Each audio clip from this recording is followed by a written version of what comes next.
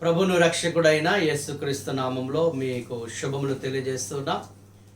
మీ అందరికీ good Friday శుభములు తెలియజేస్తున్నాం. క్రైస్ట్ కవెనెంట్ చర్చ్ సంఘము తరపున ఈ వాక్య సందేశమును అలాగే గుడ్ ఫ్రైడే ఆరాధనను మరి వీడియో ద్వారా వీక్షించిన మీ అందరికీ ప్రభు నామపేట వందనాలు తెలియజేస్తున్నాం.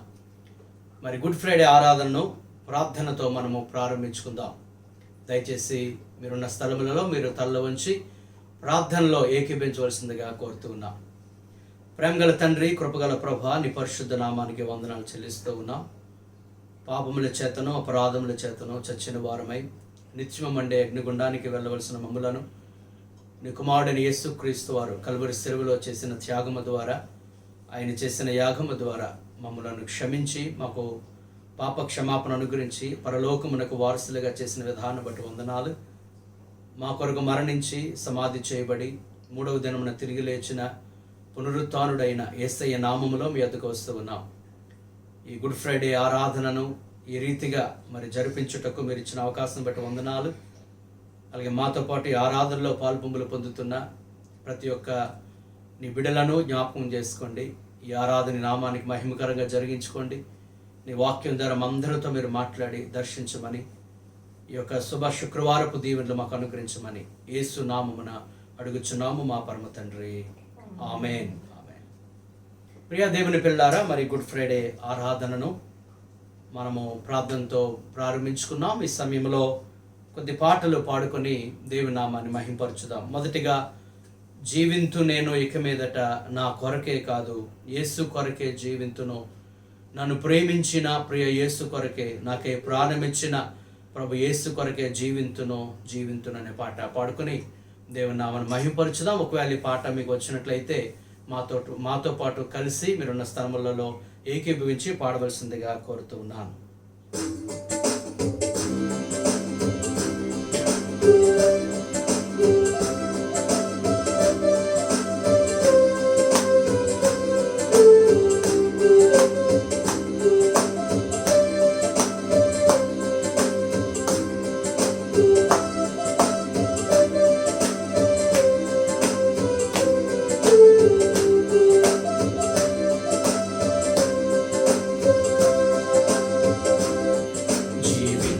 నేను ఇక మీదట నా కొరకే కాదు, యేసు కొరకే జీవింతును.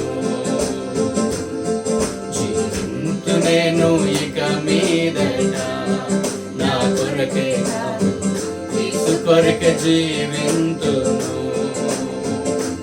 నన్ను ప్రేమించిన ప్రియ యేసు కొరకే, నాకై ప్రాణమిచ్చిన ప్రభు యేసు కొరకే జీవింతును జీవింతును జీవింతును జీవింతును పాడదాం.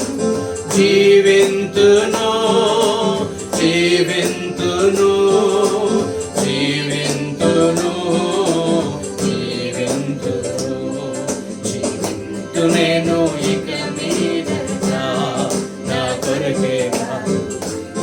కొరకే జీవింతును.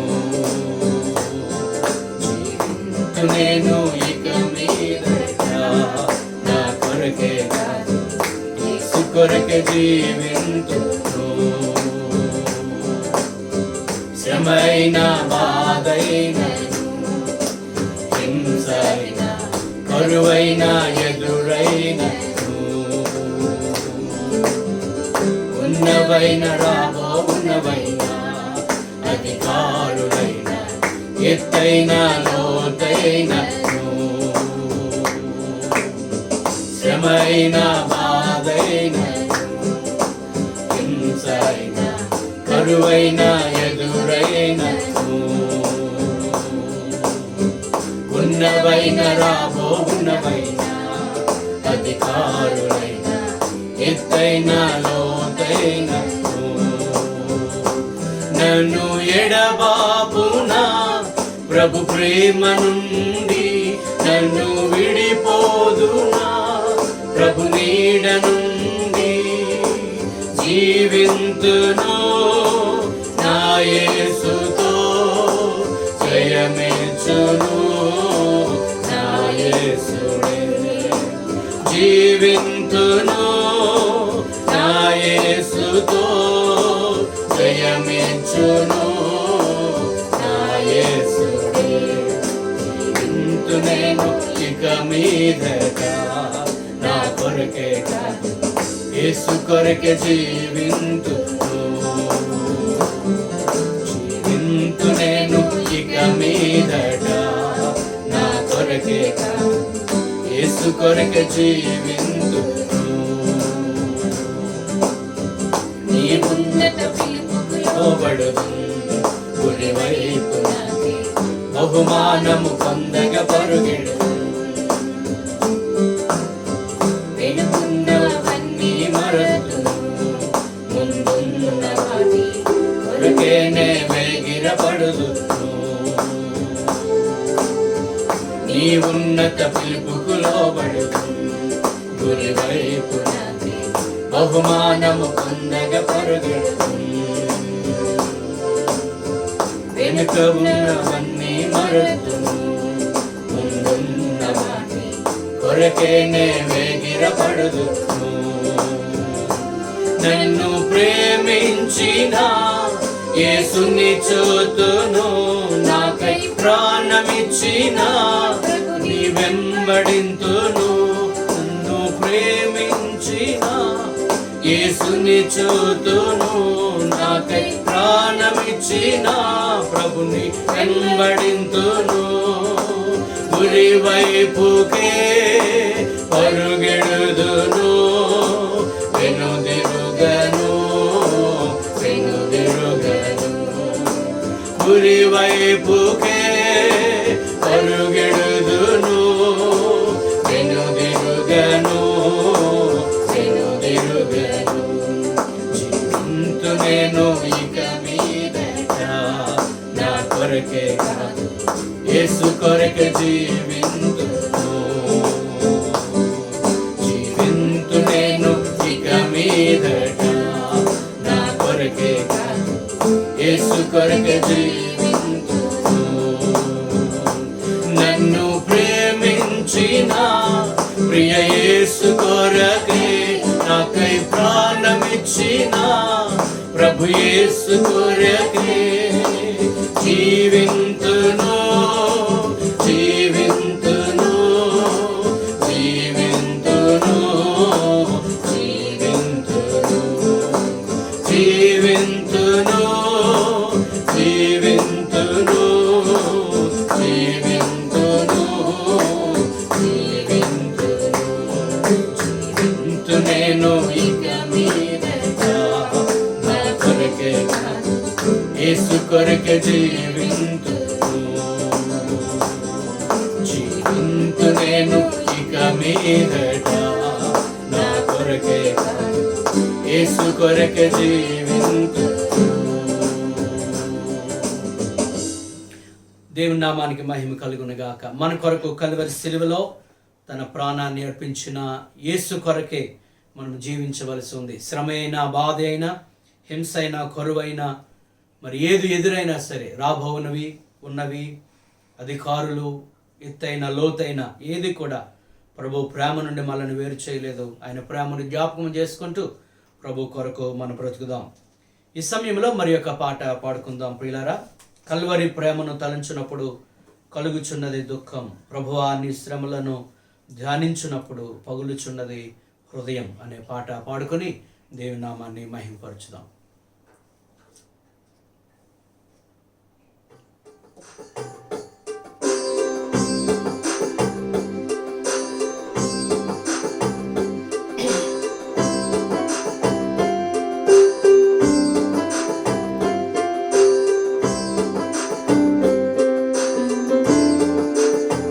సిలువలో యేసు ప్రభు చేసిన త్యాగాన్ని జ్ఞాపకం చేసుకుంటూ ఆయన ప్రేమను వర్ణిస్తూ ఈ పాట పాడుకుని మన హృదయాలు ప్రభుకు సమర్పించుకుంటూ ప్రభుని ఆరాధన చేద్దాం. కల్వారి ప్రేమను తలంచునప్పుడు కలుగుచున్నది దుఃఖం. ప్రభువాని శ్రమలను ధ్యానించునప్పుడు పగులుచున్నది హృదయం. కల్వారి ప్రేమను తలంచునప్పుడు కలుగుచున్నది దుఃఖం. ప్రభువాని శ్రమలను ధ్యానించునప్పుడు పగులుచున్నది హృదయం. గెత్సెమనే అను తోటలో విలపించుచు ప్రార్థించు ధ్వని. గెత్సెమనే అను తోటలో విలపించుచు ప్రార్థించు ధ్వని. నలువైపులా వినబడుచున్నది, పగులుచున్నవి మా హృదయములు, కలుగుచున్నది దుఃఖం. కల్వారి ప్రేమను తలంచునప్పుడు కలుగుచున్నది దుఃఖం. ప్రభువాని శ్రమలను ధ్యానించునప్పుడు పగులుచున్నది హృదయం. సిలువపై నలుగా కొట్టినను, అనేక నిందలు మోపినను. సిలువపై నలుగా కొట్టినను, అనేక నిందలు మోపినను. ప్రేమతో వారి మన్నింపు నాకై ప్రార్థించిన ప్రియ యేసు రాజా, నీ ప్రేమ పొగడెదను. కల్వారి ప్రేమను తలంచునప్పుడు కలుగుచున్నది దుఃఖం. ప్రభువాని శ్రమలను ధ్యానించునప్పుడు పగులుచున్నది హృదయం. మమ్మును నీ వలె మార్చుటకై నీ జీవమును ఇచ్చితివే. మమ్మును నీ వలె మార్చుటకై నీ జీవమును ఇచ్చితివే. నేల మట్టుకు తగ్గించుకొని సమర్పించితిమి నీ కరములలో, మమ్మును నడిపించుము. కల్వారి ప్రేమను తలంచునప్పుడు కలుగుచున్నది దుఃఖం. ప్రభువాని శ్రమలను ధ్యానించునప్పుడు పగులుచున్నది హృదయం. కల్వారి ప్రేమను తలంచునప్పుడు కలుగుచున్నది దుఃఖం. ప్రభువాని శ్రమలను ధ్యానించునప్పుడు పగులుచున్నది హృదయం.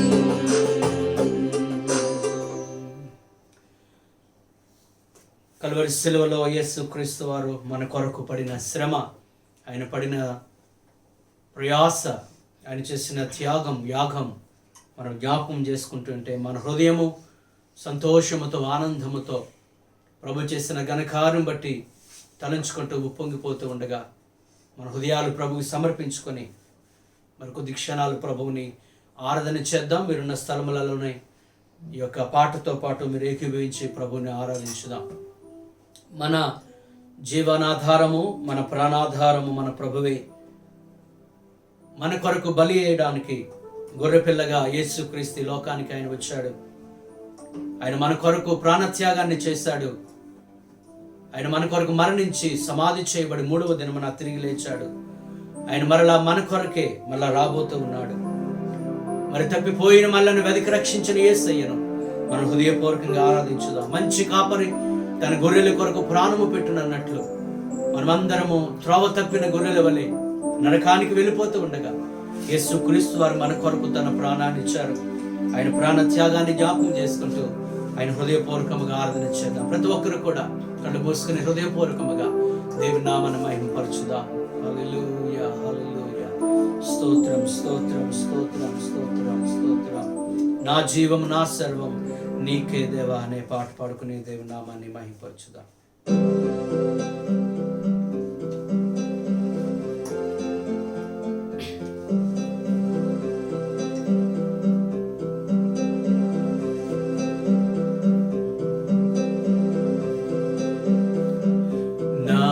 జీవం నా సర్వం నీవే దేవా, నా జీవం నా సర్వం నీవే దేవా. నా కొరకే బలి అయిన గొర్రె పిల్ల, నా కొరకే రానున్న ఓ మెస్సయ్యా, నా కొరకే బలి అయిన గొర్రె పిల్ల, నా కొరకే రానున్న ఓ మెస్సయ్యా. నా జీవం నా జీవం నా సర్వం నీవే దేవా, నా జీవం నా సర్వం నీవే దేవా. తప్పిపోయిన నన్ను వెదకి రక్షించి మంచి కాపరివై నాకై ప్రాణమిచ్చితివి. తప్పిపోయిన నన్ను వెదకి రక్షించి మంచి కాపరివై నాకై ప్రాణమిచ్చితివి. ఏమివ్వగలను నీ ఎనలేని ప్రేమకై విరిగి నలిగిన హృదయమే నేనర్పింతును.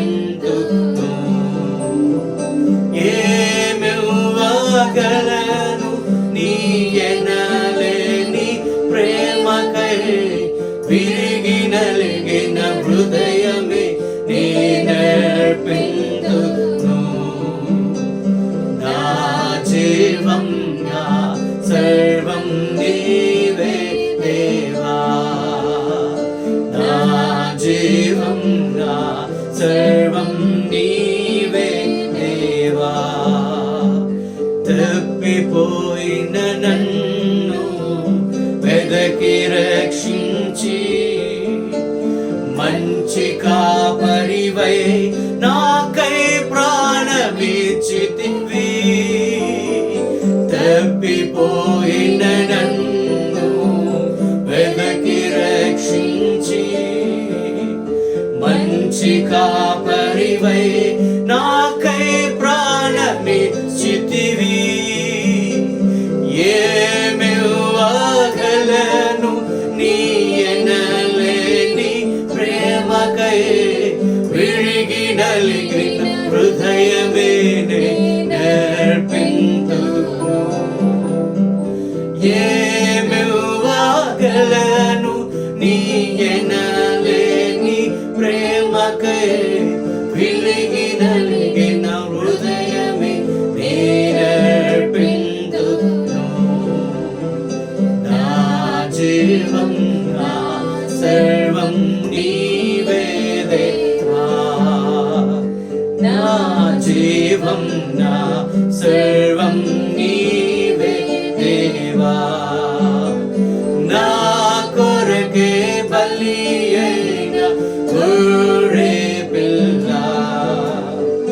నా కొరకే రానున్న ఓ మెస్సయ్యా, నా కొరకే బలి అయిన గొర్రె పిల్ల, నా కొరకే చెంతకే రానున్న ఓ యేసయ్యా, నా జీవం నా సర్వం నీవే దేవా, నా జీవం నా సర్వం నీవే దేవా.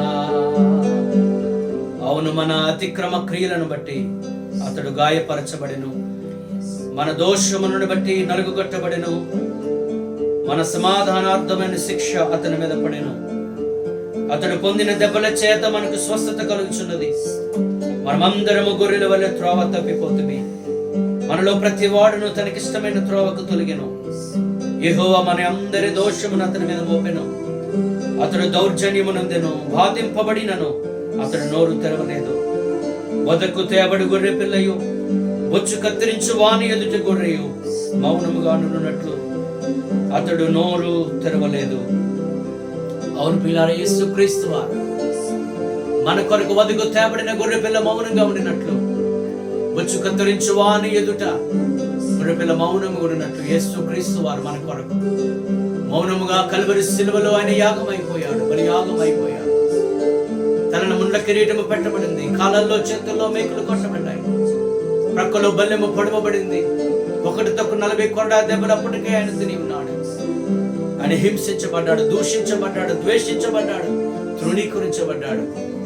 ఇదిగో మనమందరము దారి తొలగి బొత్తిగా చెడిపోయిన పరిస్థితిలో తప్పిపోయిన గొర్రెను వెలికి రక్షించుట కొరకు పరలోకమును విడిచిపెట్టి మంచి కాపురైన యేసయ్య ఈ లోకానికి వచ్చాడు. మన కొరకు తన రక్తాన్ని చిందించాడు. గుడ్ ఫ్రైడే దినమందు ఆయన చేసిన త్యాగాన్ని జ్ఞాపకం చేసుకుంటూ మన హృదయాలు సమర్పించుకుంటూ ప్రభువుని అంగీకరిస్తూ మన పాపములను క్షమించమని ప్రభువును కోరుకుంటూ పాపములు క్షమించబడిన మనము కృతజ్ఞతతో కొద్ది క్షణాలు ఆయన్ని మహిమపరుద్దాం, ఆయన స్తుతించుదాం. దేవా నీకు వందనాలు తండ్రి, ఓ నీకు మహిమ తండ్రి. నరకంలోకి వెళ్ళవలసిన వారిని మీరు మా కొరకు లోకానికి వచ్చాం. మా పాపములన్నీ నీపై మోపబడి కలవరి సిలువలో పాపములన్నీ కూడా మీరు తొలగించి ఉన్నారు. అందుని బట్టి వందనాలయ్యా. నువ్వు చేసిన త్యాగమును బట్టి, యాగమును బట్టి, నువ్వు చేసిన ఘనకార్యమును బట్టి, మా కొరకు బలి అయిపోయిన విధానమును బట్టి నీకు వందనాలు, వందనాలు, వందనాలు తండ్రి. నీకు స్తోత్రం, స్తోత్రము. ఈ శుభ శుక్రవారపు ఆరాధన అంతటికి ప్రభు అధ్యక్షత వహించి నడిపించలాగున దేవుడు తన వాక్యం ద్వారా అందరితో మాట్లాడులాగున ప్రార్థన చేసుకుందాం. ప్రార్థన. స్తోత్రం, స్తోత్రం నాయన. పరిశుద్ధుడా, ప్రేమ కలిగిన తండ్రి, కృపగల మా దైవానికి వందనాలు నాయన. నా తండ్రి యొక్క నాయన తండ్రి శుక్రవారమును బట్టి నాయన నా తండ్రి మీ పాద సన్నిధికి మేము వచ్చి ఉన్నాం నాయన. మీరు ఇచ్చిన మంచి దినాన్ని బట్టి మీకు కృతజ్ఞతాస్తుతులు చెల్లిస్తున్నాము తండ్రి. ఏ యోగ్యత, ఏ అర్హత లేని మా కొరకు ప్రభువా నా తండ్రి నాయన యేసయ్య అతని నీ లోకానికి వచ్చి ప్రభువా నైనా నీ రూపములో నైనా మమ్మల్ని అందరినీ నైనా నువ్వు నిర్మించుకున్నావు, చెక్కుకున్నావు, సృష్టించుకున్నావు ప్రభా. అయితే మానవులు ప్రభా దినాలు గడిచే కొలది ప్రభా నీకు దూరం అవుతున్నప్పుడు నైనా పాపమునకు అపవాదికి నైనా లోనయ్యే సమయంలో నా తండ్రి నైనా నీ ఒక్కగాని ఒక కుమారుని ప్రభా మా కొరకు లోకానికి మీరు పంపించారు దేవా. నీకు స్తోత్రాలు ప్రభా. మా కొరకై నైనా నీ కుమారుని నైనా నా తండ్రి బలియాగము చేయట కొరకే ప్రభా పంపించిన విధానాన్ని బట్టి నీకు వందనాలు తండ్రి, స్తోత్రాలు. నైనా నీవిచ్చిన ప్రభా యొక్క నైనా నీ కుమారుని యొక్క శిలువ మరణము ద్వారా నైనా మీరు మాకు ఇచ్చిన రక్షణను బట్టి మీకు వందనాలు, పాప క్షమాపణను బట్టి మీకు కృతజ్ఞతాస్తుతులు చెల్లిస్తున్నాం ప్రభా. ఎందు నిమిత్తమైతే నాయన నా తండ్రి నైనా నీ కుమారుడైన క్రీస్తు ప్రభా నైనా తన ప్రాణమును ప్రభా సిలువలో నా తండ్రి అర్పించి వెళ్ళి ఉన్నారు. నేను నీ బిడ్డలమైన మేము గ్రహించిన వారమే నైనా నా తండ్రి నైనా సిలువ మరణము వ్యర్థము కాకుండా నా తండ్రి మేము నిత్యము నా తండ్రి ఆ యొక్క త్యాగమును ప్రభా మేము జ్ఞాపకం చేసుకుంటూ ప్రభా నైనా మీరే ఉద్దేశముతో నా తండ్రి నైనా ప్రభా యొక్క త్యాగమును ప్రభా నా తండ్రి నీ కుమారునితో మా కొరకు జరిగించి ఉన్నారు గ్రహించిన వారమై నా తండ్రి నిత్యము నేను నీతో పరలోక రాజ్యములో ఉండే భాగ్యాన్ని మీరు మాకు అనుగ్రహించి ఉన్నారు కనుక నేను నిత్య జీవాన్ని మేము పొందుకోవడానికి నేను అనునిత్యము అనుక్షణము నేను నీతో అంటు కట్టబడి జీవించే భాగ్యాన్ని ప్రభు మాకు అనుగ్రహించండి తండ్రి. నీకు స్తోత్రాలు. ఇదే నా ఆరాధనలో ఎంతమంది బిడ్డలైతే పాలు పంపులు పొంది ఉన్నారు ప్రతి బిడ్డను మీరు దర్శించండి ప్రభా. నేను ప్రతి బిడ్డను నీ ఆత్మతో నింపండి నాయన. నీకు స్తోత్రాలు ప్రభా. నేను మేమే స్థితిలో ఉన్నా నా తండ్రి ఎల్లప్పుడూ నాయన నా తండ్రి నిన్ను స్తుతించేవారుగా, నిన్ను మహిమపరిచేవారుగా ప్రభా మేము ఉండడానికి నీ సహాయం దయచేయండి ప్రభా. నీకు స్తోత్రాలు స్తోత్రాలు నాయనా, నీకు వందనాలు. నీకు చెందవలసిన మహిమను ఎల్లప్పుడూ మేము నీకు అర్పించేవారుగా, చెల్లించేవారుగా ప్రభా. నాయన మా జీవితాలను ప్రభా ఎల్లప్పుడూ నీకు సమర్పించుకొని నీ కొరకు జీవించే కృపను మాకు అనుగ్రహించమని అడుగుచున్నాము తండ్రి. నీకు స్తోత్రాలు నాయన. ఇదిగో ఆరాధనను ప్రభా నేను మీరు అంగీకరించి ఉన్నారని నమ్ముచున్నాము తండ్రి. అలాగే దేవా నేను విత్తబడబోయే వాక్యము ద్వారా నా తండ్రి మందరితో మీరు మాట్లాడమని నా తండ్రి మరి ఒకసారి ప్రభా నైనా మీ త్యాగమును నైనా మేము జ్ఞాపకం చేసుకుంటూ మా జీవితాలను ప్రభా నైనా నీ వాక్యపు వెలుగులో సరి చేసుకోవడానికి నీ సహాయం అందరికీ మీరు అనుగ్రహించమని, సమస్త ఘనత మహిమ ప్రభావములు మీరు ఒక్కరే పొందుకొనమని యేసు పరిశుద్ధ నామమున ఈ ప్రార్థన అడిగి వేడుకొంచున్నాను మా పరమ తండ్రి. ఆమేన్. ఆమేన్.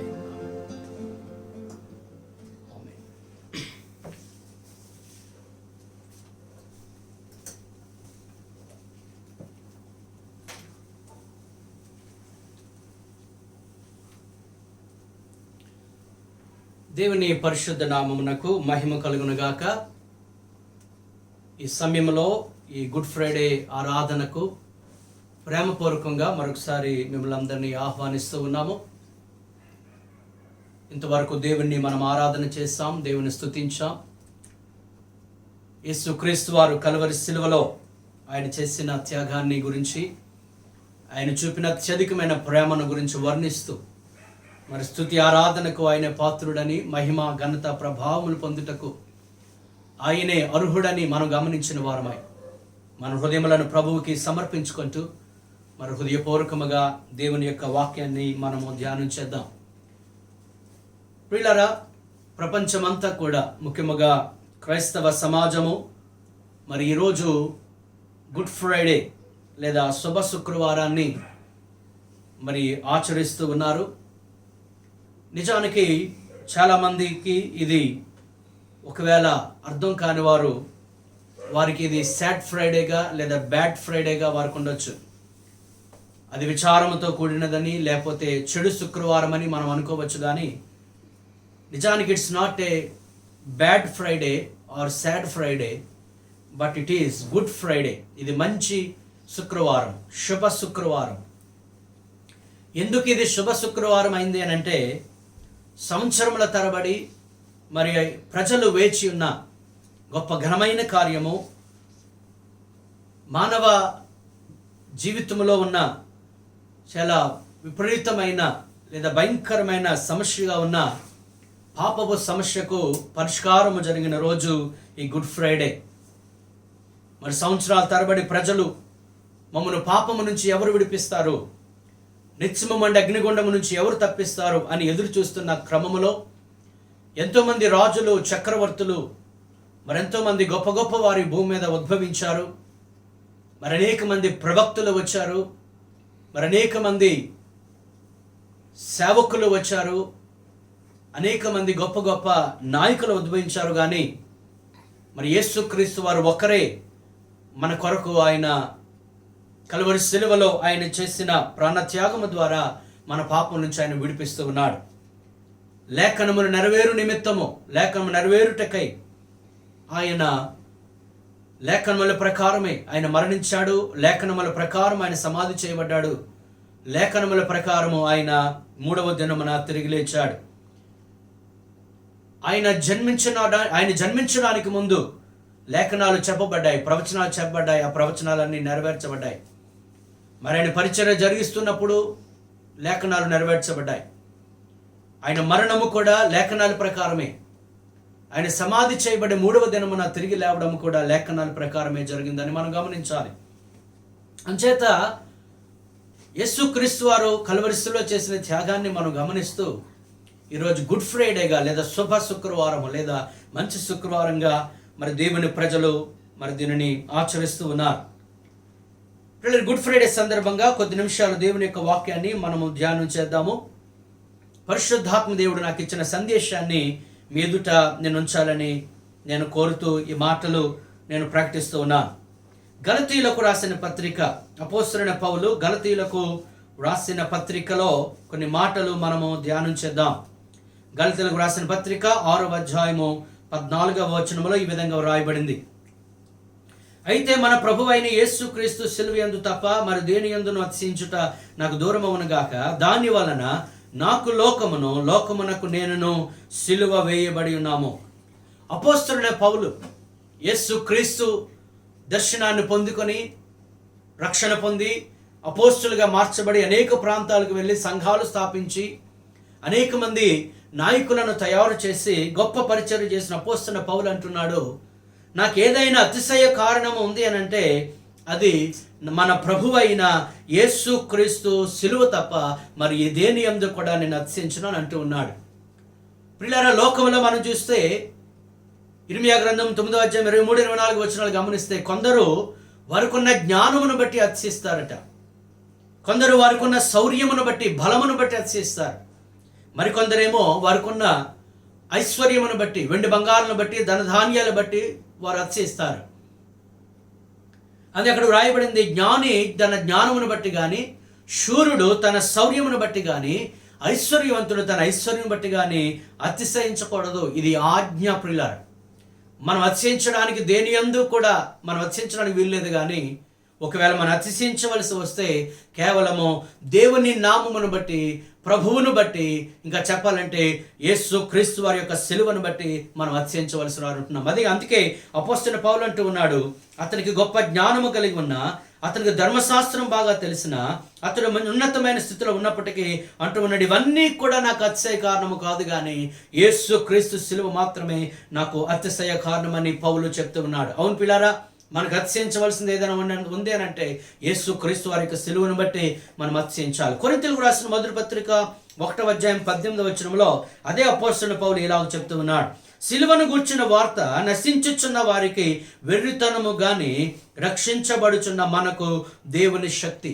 ఈ సిలువను గూర్చిన వార్త కొంతమందికి ఏమో వెర్రితనం, కొంతమంది సిలువ గురించి దేవుని పిల్లలు మాట్లాడితే కొంతమంది అపహాస్యం చేస్తారు, కొంతమంది హేళన చేస్తూ ఉంటారు. వారు నశించిపోయే వారికి సిలువ అనేది ఒక వెర్రితనం, సిలువ అనేది వారికి ఒక విలువ లేనిదిగా కనబడుతుంది, సిలువ అనేది ఒక అడ్డుకొయ్య నిలువు కొయ్య మాత్రమే వారికి కనబడుతుంది. నిజాన్ని గమనించినట్టు సిలువ ఏదో ఒక మ్రాను లేదా ఒక చెక్క కాదు పిల్లరా, సిలువలో చాలా శక్తి ఉంది.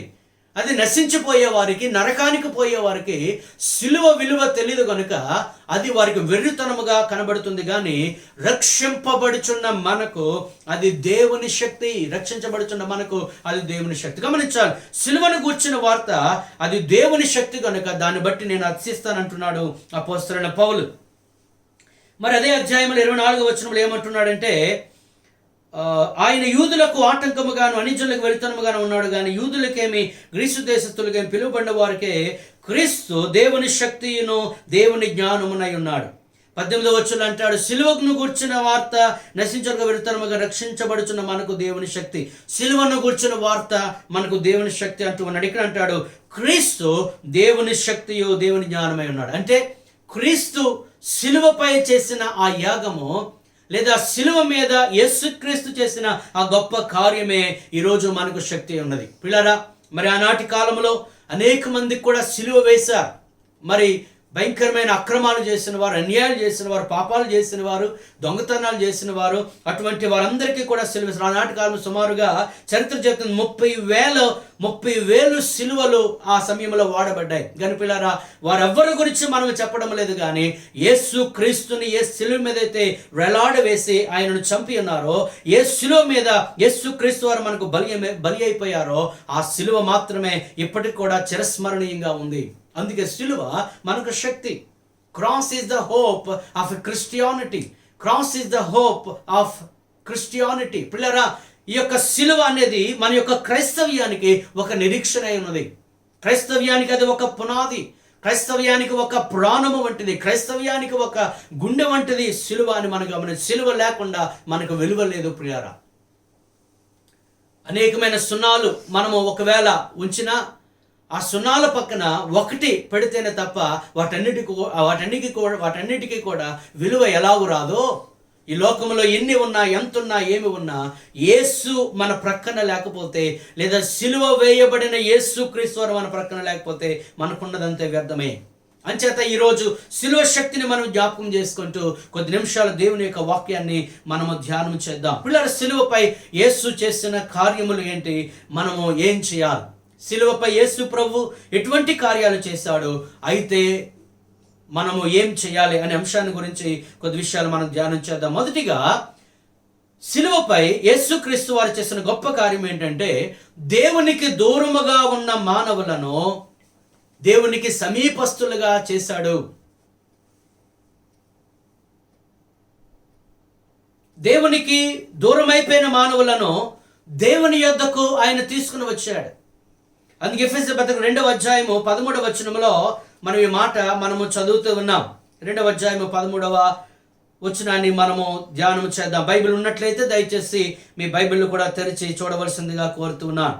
అయినను మునుపు దూరస్తులైన మీరు ఇప్పుడు క్రీస్తు యేసునందు క్రీస్తు రక్తము వలన సమీపస్తులై ఉన్నారు. పిల్లరా, ఇంతకు ముందు మనుషులు దూరముగా ఉన్నారు, దేవునికి దూరముగా ఉన్నారు, దేవుడు తెలియని వారుగా ఉన్నారు.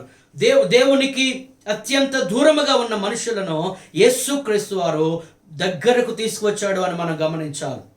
మనకందరికీ తెలిసినట్లుగా ఆదాము అవ్వలు మొదటిగా దేవుని విధించిన ఆజ్ఞను వారు మీరి ఆజ్ఞను అతిక్రమించడం వలన వారు పాపము చేశారు.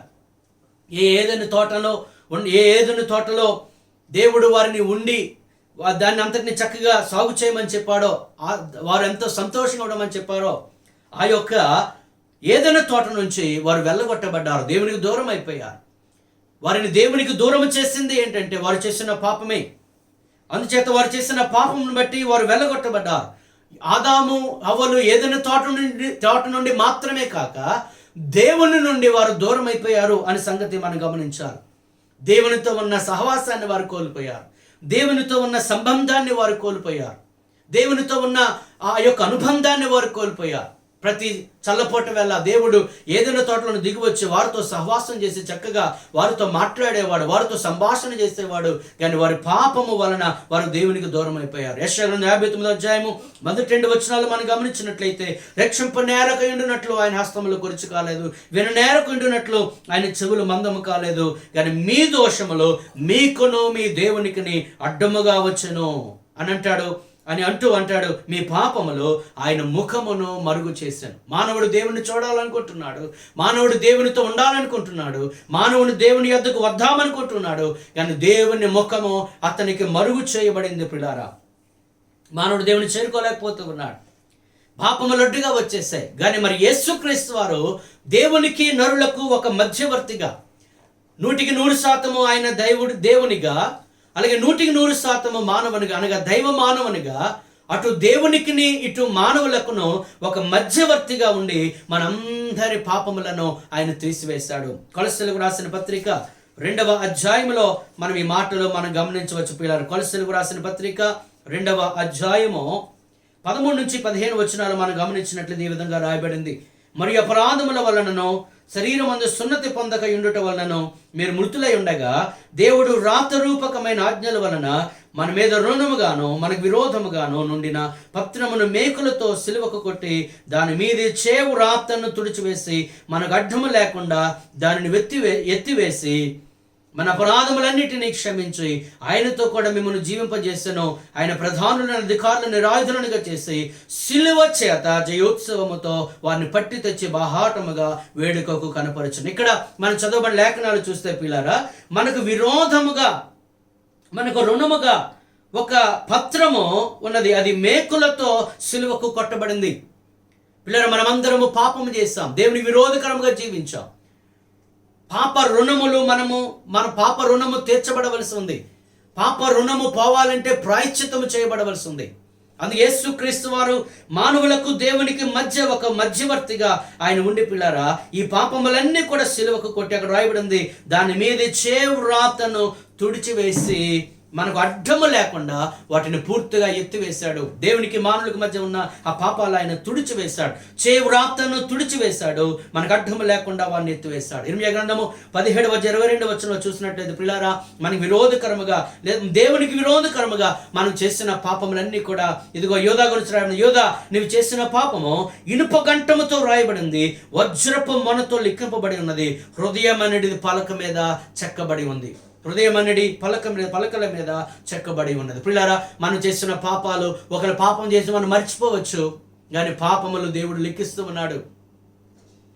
దేవుని యొక్క గ్రంథములో మనం చేసే ప్రతి పాపం కూడా రాయబడుతుంది. ఆ పాపములు తొలగించబడితే తప్ప మనకు మోక్షరాజ్యం లేదు పిల్లారా. దేవునికి మనం దగ్గరగా వెళ్ళలేం. అంచేత పాపములను ఆయన తొలగించాడు. అంచేత ఆయన పరిశుద్ధ రక్తము ద్వారా మన పాపలు క్షమించబడతాయి. రక్తము చిందింపబడాలి. రక్త ప్రోక్షణ లేకుండా మన పాప క్షమాపణ లేదు కనుక ఆయన రక్తాన్ని చిందించాడు. పేతురు రాసిన మొదటి పత్రిక 3:18 మనం గమనించినట్లయితే దేవుని యొద్దకు తెచ్చుటకు మరి కుమారుడు మరి ఎంతో శ్రమ పడినట్లుగా మనం చూస్తున్నాం. పేతురు రాసిన మొదటి పత్రిక 3:18 అక్కడ వ్రాయబడిన మాటను మనము ధ్యానం చేద్దాం.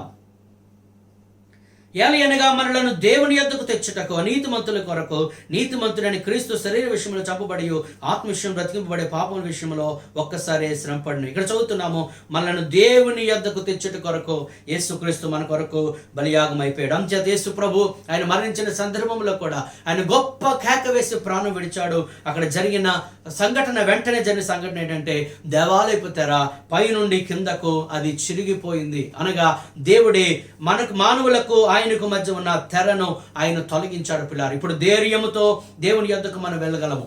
హెబ్రీ 4:16 అంటాడు, సమయోచితమైన సహాయం కొరకు ధైర్యముతో కృపాసనం యొద్దకు, అనగా దేవుని కృప దొరికే చోటుకు దేవుని యొద్దకు మనం చేరగలము. దేవునికి మానవుడికి మధ్య ఉన్న ఆ సంబంధము పాపం వల్ల కోల్పోయినప్పుడు యేసుక్రీస్తు వారు మనకు దేవునికి మధ్య ఉన్న పాపాన్ని తొలగించి దేవునిని మానవులను ఆయన దగ్గరకు చేర్చాడు. Jesus Christ has restored the relationship with God. దేవునితో మనకున్న సంబంధాన్ని ఆయన పునరుద్ధరించాడు. అందుకే అబ్బా తండ్రి ఆయన మొరపెట్టుకునే భాగ్యం ఆయన మనకిచ్చాడు. ఆయన యొద్దకు ఎప్పుడైనా మనం వెళ్ళగలము. ఆయనతో మనకు సంబంధం ఉంది ప్రియులారా. ఆయన తండ్రి అని మనం పిలిచే ధన్యత ప్రభు మనకు అనుగ్రహించాడు.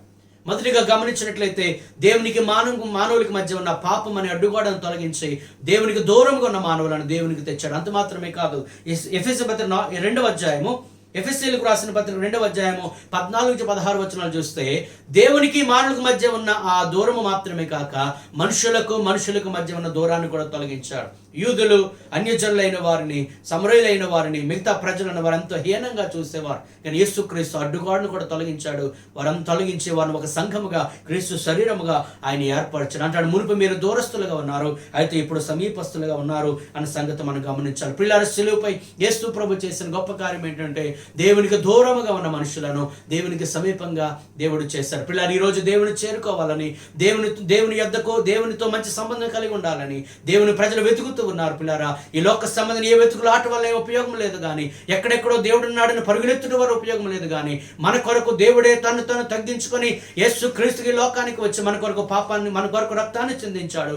ఆయన ద్వారానే పాప క్షమాపణ మనం కలిగినందువలన పాపములు తొలగిపోయి దేవునికి మనకు మధ్య గొప్ప సంబంధం ఏర్పరచబడింది.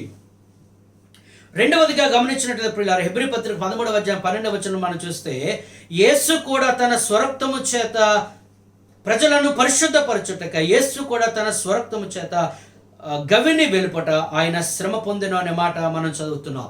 మనల్ని పరిశుద్ధపరచుట కొరకు ఆయన తన రక్తాన్ని చిందించాడు. దాని కొరకు గవిని వెలుపట ఆయన శ్రమ పడ్డాడు. పిల్లరా, పాపులమైన మనము పరిశుద్ధపరచబడకపోతే దేవుని యొద్దకు మనం వెళ్ళలేము, దేవునితో సంబంధాన్ని కలిగి ఉండలేము. కనుక ఆయన రక్తాన్ని చిందించాడు. పరిశుద్ధ రక్తము ద్వారా ఆయన మన పాపం నుంచి విడిపించి మనం పరిశుద్ధపరిచాడు. మన పరిశుద్ధులుగా ఆయన తీర్చిదిద్దాడు. దేవుడు కుమారుని త్యాగము చేయుట ద్వారా, ప్రియ కుమారుని మన కొరకు బలియిచ్చుట ద్వారా ఆయన మనల్ని పరిశుద్ధపరిచాడు అనే సంగతి మనం ఎన్నడూ మర్చిపోకూడదు. పరిశుద్ధత లేకుండా దేవుని మనం చూడలేం. హృదయ శుద్ధి గల వారు ధన్యులు, వారు దేవుని చూచెదరన్న మాట మనం జ్ఞాపకం చేసుకోవాలి. మన పరిశుద్ధంగా చేయబడకపోతే పరలోకము పరిశుద్ధము, ఆ పరలోకము నుండి దేవుడు పరిశుద్ధుడు, దేవదూతలు పరిశుద్ధము, పరలోక పట్టణం పరిశుద్ధము. ఆ పరిశుద్ధ పట్టణంలోనికి నీవు నేను వెళ్ళాలంటే మనం పరిశుద్ధపరచబడాలి. అంచేత పాపులను ఆయన పరిశుద్ధపరచు నిమిత్తము తన యొక్క ప్రియ కుమారుని దేవుడు పంపించాడు. ఆయన మన కొరకు బలి అయిపోయాడు. ప్రియులారా, ఒక ఊరు ఉంది. ఆ ఊరిలో తండ్రి కొడుకులు ఇద్దరు ఉన్నారు. వారిద్దరి మధ్య ఎంతో ప్రేమ, చాలా గొప్ప ప్రేమ వారిద్దరికి. తండ్రి అంటే కొడుకుకి ప్రేమ, కొడుకు అంటే తండ్రికి ప్రేమ. మరి ఇద్దరు కూడా ఒకరోజు సెలవు వచ్చింది. ఆ సెలవు దినాన్ని వారు అనుకున్నారు వారి యొక్క గృహము సముద్ర తీరం దగ్గర ఉంటుందేమో వారు అనుకున్నారు. ఇదిగో సెలవు దొరికింది కదా, మనం చేపలు పట్టడానికి వెళ్దామని వారు అనుకున్నారు. అంతలోనే తన కుమారుని యొక్క స్నేహితుడు కూడా వస్తానని చెప్పినందుకు ఆ స్నేహితుని కూడా తీసుకుని వెళ్ళడం జరిగింది. మరి సముద్ర లోపలికి వెళ్ళారు, వలలు పట్టుకుని వెళ్ళారు, కొంత దూరం వెళ్ళారు, మరి కొంచెం లోతుగా వెళ్ళారు. అక్కడ చేపలను వారు పట్టుకోవడానికి ప్రారంభించారు. అంతలోనే గొప్ప గొప్ప అలలు వారి మీదకి ఎగసిపడ్డాయి. మరి చచ్చిపోయే పరిస్థితి వారికి వచ్చింది. ఇంకా కొద్ది క్షణం ఉంటే చచ్చిపోతామేమో అన్నట్లు భయంకరమైన ఉపద్రవంలో వారు చిక్కుకొని ఉన్నారు. ఆ సమయంలో పిల్లారా, కుమారుడు కేకలు వేస్తూ ఉన్నాడు, డాడీ నన్ను నీవు రక్షించు, నేను చచ్చిపోయేటట్టుగా ఉన్నాను, దయచేసి నీ చెయ్యి అందించు అని డాడీకి కేకలు వేస్తూ ఉన్నాడు. మరి అదే సమయం వెళ్ళంత దూరాన్న మరి తన కుమారుని యొక్క స్నేహితుడు కూడా కేకలు వేస్తున్నాడు, అంకుల్ మీరు నన్ను రక్షించండి, నేను చచ్చిపోయేటట్టు ఉన్నాను అని. పిల్లరా, ఒక చేతితో అతడు ఏదవలసి ఉంది, మరొక చేతితో అతడు మరొకరిని పట్టుకొనవలసి ఉంది. అది ఇద్దరు కూడా అక్కడ మునిగిపోయి చనిపోయే ప్రమాదం ఉంది. కానీ ఒకరినే రక్షించగలిగిన స్థితి ఆ తండ్రి అక్కడ కలిగి ఉన్నాడు. మరి ఎవరిని రక్షించాలో ఎవరిని విడిచిపెట్టాలో తేల్చుకోలేని పరిస్థితుల్లో చివరికి ఒక నిర్ణయం తీసుకున్నాడు. పిల్లరా, తన యొక్క కుమారుడు కేకలు వేస్తూ ఉన్నాడు, కానీ ఆ కుమారుడిని రక్షించకుండా అక్కడికి వెళ్ళి ఆ యొక్క కుమారుని యొక్క స్నేహితుడు అతను మునిగిపోయే పరిస్థితుల్లో వెళ్ళి అతన్ని పట్టుకుని అతను చేపట్టుకుని ఒడ్డుకు తీసుకుని వస్తూ ఉన్నాడు. ఒడ్డుకు తీసుకుని వచ్చాడు. ఆ ఒడ్డు మీద అతను నిలుచుని ఆ యొక్క కుమారుని యొక్క స్నేహితుడిని ప్రక్కన నిల్చోబెట్టేటప్పటికి తన కాలు యొద్దకు ఏదో ఒక తగిలినట్టుగా అనిపించింది. ఏంటి అని చూసేటప్పటికి తన యొక్క కుమారుని శవము తన పాదములకు తగులుతూ ఉంది. పిల్లరా, కుమారుణ్ణి అయితే అతడు కోల్పోయాడు, కానీ తన కుమారుని యొక్క స్నేహితుణ్ణి అతడు ప్రాణములతో అతడు ఉంచాడు. He lost the son but he saved his friend. పిల్లరా, అతని యొక్క కుమారుని అతను కోల్పోయాడు, కానీ కుమారుని స్నేహితుని రక్షించాడు. ఇక్కడ ఒక సంగతి మనం గమనించాలి. తండ్రి అయిన దేవుడు కూడా he lost his beloved son but he saved the sinners. తన ప్రియ కుమారుణ్ణి ఆయన కోల్పోయాడు, కానీ పాపులమైన మనలను ఆయన పొందుకొని నిమిత్తము మనల్ని రక్షించు నిమిత్తము తన కుమారుని ఆయన బలి చేశాడు. పిల్లారా, అంచేత యేసు ప్రభు చేసిన యాగాన్ని జ్ఞాపకం చేసుకుంటూ మరి ఇప్పుడైనా మన పాపాలు ఒప్పుకొని ఆయన యొద్దకు వద్దాము. మనము పరిశుద్ధులుగా తీర్చబట్టు కొరకు యేసుక్రీస్తు కల్వరి యాగం చేశారు. మూడవదిగా యేసుక్రీస్తులో చేసిన గొప్ప కార్యం ఏంటంటే మన శాపములను ఆయన తొలగించాడు. గలతీయులకు రాసిన పత్రిక 3వ అధ్యాయము 14వ వచనంలో ఈ మాట ఉంది. మనము ధ్యానం చేద్దాం. గలతీయులకు రాసిన పత్రిక 3వ అధ్యాయము 14వ వచనం. ఆత్మను గుర్చిన వాగ్దానం విశ్వాసం వల్ల మనకు లభించినట్లు అబ్రహాం పొందిన ఆశీర్వచనము క్రీస్తు యేసు ద్వారా అన్యజనులు కలుగుటకై క్రీస్తు మన కోసము శాపమై మనల్ని ధర్మశాస్త్రం యొక్క శాపము నుండి విమోచించెను. ఇందును గురించి మ్రాను మీద వ్రేలాడిన ప్రతి వాడును శాపగ్రస్తుడని వ్రాయబడి ఉన్నది. అక్కడ గమనించినట్లయితే క్రీస్తు మన కోసము శాపమయ్యాడు. అక్కడ ఫుట్ నోట్లు గమనిస్తే ఆయన శాపగ్రాహి అయ్యాడు. పిల్లరా, మనమందరము శాపములు అనుభవిస్తున్న ప్రజలం. ఆదాము హవ్వలు ఎప్పుడైతే పాపం చేశారో పాపం వల్ల లోకంలోనికి శాపం వచ్చింది. పాపం చేసిన ప్రతి ఒక్కరూ శాపమునకు పాత్రుడు. మరి ఆ శాపము నుంచి విడిపించబడి మనం ఆశీర్వాదమునకు పాత్రులుగా ఉండాలి అని అంటే పిల్లరా, ఆ శాపమును తొలగించేవాడు ఒకడు కావాలి. ఆ శాపాలన్నీ ఆయన మీద వేసుకునేవాడు ఒకడు కావాలి. ఇక్కడ మనం గమనిస్తున్నాము, మ్రానున ఆయన వ్రేలాడి మన శాపములన్నీ కూడా ఆయన భరించి మనకు ఆశీర్వాదం ఇవ్వడం కొరకు ఆయన ఈ లోకానికి వచ్చాడు. ఎఫెసీ పత్రిక 1:3 వచనం మనం చదివినట్లయితే క్రీస్తునందు పరలోక విషయంలో ఆత్మ సంబంధమైన ప్రతి ఆశీర్వాదము ఆయన మనకు అనుగ్రహిస్తూ ఉన్నాడు. పరలోక సంబంధమైన ఆశీర్వాదం అనగా రక్షణ, పాప క్షమాపణ, నిత్య జీవము, పరలోక రాజ్యము, ఇవన్నీ పర సంబంధమైన ఆశీర్వాదాలు. ఈరోజు మనుషులు అనేక మంది ఇహలోక సంబంధమైన భూ సంబంధమైన ఆశీర్వాదాల కొరకు వెతుకుతూ ఉన్నాయి భయంకరమైన దినములలో. మరి పరలోక సంబంధమైన ఆశీర్వాదం ఇస్తానని ప్రభువు చెప్పి ఉన్నాడు. అది ఎలాగనగా యేసుక్రీస్తు వారు మన శాపములన్నీ ఆయన తన మీద వేసుకున్నట్టు ద్వారా ఆయన ఒక శాపగ్రాహిగా, ఆయన ఒక శాపగ్రస్తుని వలె మ్రానున ఆయన వ్రేలాడినట్లు మనం లేఖనాల్లో చదువుతున్నాం. కొరింథీయులకు రాసిన మొదటి పత్రిక 16:22 వచనం గమనించినట్లయితే ప్రభువుని ప్రేమింపని ప్రతివాడు శాపగ్రస్తుడు. ఈరోజు మనుషులు అందరినీ ప్రేమిస్తూ ఉన్నారు, మనుషులను ప్రేమిస్తున్నారు, డబ్బుని ప్రేమిస్తున్నారు, వారికి ఉద్యోగం, వ్యాపారం, సమస్తాన్ని ప్రేమిస్తూ ఉన్నారు, కానీ దేవుణ్ణి ప్రేమించడం లేదు. బైబిల్ చెప్తుంది ప్రభువుని ప్రేమింపనివాడు శాపగ్రస్తుడు. సాంద్రత 3:33లో భక్తిహీనుల ఇంటి మీదకి యెహోవా శాపము దిగివచ్చును అన్నాడు. నోవహు కాలంలో దేవుడంటే లెక్క లేకుండా భక్తి ఏమాత్రం లేకుండా ఉన్న వారి మీదకి జలప్రలయం వచ్చినట్లు, సొదొమ గొమొర్రా పట్టణములు వ్యభిచారంతో నింపిపోయి దేవుని భయం లేకుండా పాపముతో ఉండినప్పుడు దేవుడు తన ఉగ్రతను వాటిపై కుమ్మరించి అగ్నిగంధకుల వర్షాన్ని కుమ్మరించి వారు నాశనం చేసినట్లు ప్రియులారా, ఈరోజు ప్రతి ఒక్క మానవుడు కూడా నాశనమునకు పాత్రుడు, శాపమునకు పాత్రుడు. అలాగే గలతీ రాసిన పత్రిక 3:10 చదివినట్లయితే దేవుని ధర్మశాస్త్రమును ప్రకారము చేయని వాడు శాపగ్రస్తుడు. 119:21 వచనంలో నీ ఆజ్ఞలను విడిచి తిరుగువాడు శాపగ్రస్తుడు. పిల్లారా, బైబిల్ గ్రంథంలో మనం గమనించినట్టు సుమారుగా 613 ఆజ్ఞలు పాత నిబంధనలో మనం చదువుతున్నాం. మరి ఈ ఆజ్ఞలను మనం పాటించకపోతే మనం శాపగ్రస్తులమే. అయితే ఆ శాపములను అనుభవించవలసిన వారమండగా మనందరి పాపములను శాపములను ఆయన తన మీద వేసుకొని మనను శాప విముక్తి చేసి ఆశీర్వాదమునకు వారసులుగా ఆయన చేశాడు. అన్నాడు అబ్రహాముని ఎలాగైతే ఆశీర్వాదమునకు వారసుగా చేశాడో, ఈరోజు సిలువ వలన మనకు శాపము పోయి ఆశీర్వాదం వచ్చింది. దేవునికి స్తోత్రము కలుగునుగాక. లేకపోతే మనము పాపం వల్ల, మనము శాపం వల్ల నరకానికి వెళ్ళిపోవలసిన వారమే. కానీ ప్రభు మనల్ని విడిపించాడు. సిలువ ఏం చేసిందంటే, ఒకటి దేవునికి దూరంగా ఉన్న మనుషులను, దేవునికి మానవుకు మధ్య ఉన్న అడ్డుగోడ అనగా పాపం అడ్డుగోడ తొలగించి దేవుణ్ణి మానవులను దేవునికి దగ్గర చేసింది. రెండవదిగా పాపులను పరిశుద్ధపరిచింది. సిలువ మీద యేసు ప్రభు చేసిన ఆ త్యాగము, చిన్న రక్తము పాపులను పరిశుద్ధపరిచింది. మనం పరిశుద్ధపరచబడి తప్ప పరలోక రాజ్యం లేదు. మూడవదిగా మనం అనుభవించవలసిన శాపాన్ని ఆయన తన మీద వేసుకొని మన శాపాలు తొలగించాడు పిల్లలు. అంచేత క్రీస్తు యేసునందు ఉన్న వారికి ఏ శిక్షా విధియు లేదు. యేసు ప్రభు నమ్మకపోతే ఇప్పుడు యేసునందు విశ్వాసం ఉంచండి. ఒకరు నమ్మినట్లయితే మరలా శాపమునకు హేతువైన పనులు మనం చేయకుండా మనం ఎల్లప్పుడూ పరిశుద్ధంగా జీవించవలసి ఉంది. పిల్లరా, మరికొన్ని విషయాలు మనం ధ్యానించదు. ఒకటి మనం గమనించాము, కలువరి సిలువలో యేసు ఏమి చేశాడో మనం చూస్తాం, అది మనం గమనిద్దాం. రెండవదిగా, మరి యేసు ప్రభు ఇంత ఘనమైన కార్యము చేసినప్పుడు మరి నీవు నేను ఎలా ఉండాలో కొద్ది విషయాలు త్వరగా మనం జ్ఞాపకం చేసుకుందాం. పిల్లరా, దేవుని పిల్లలముగా ఈ 40 దినములు ఏదో లెంట్ డేస్ పాటించడం మాత్రమే కాదు, ఏదో శ్రమ దినాలుగా మనం పాటించి ఉపవాసాల నుండి ప్రార్థన చేసి మన తర్వాత మన ఇష్టానుసారంగా జీవించడం కాదు.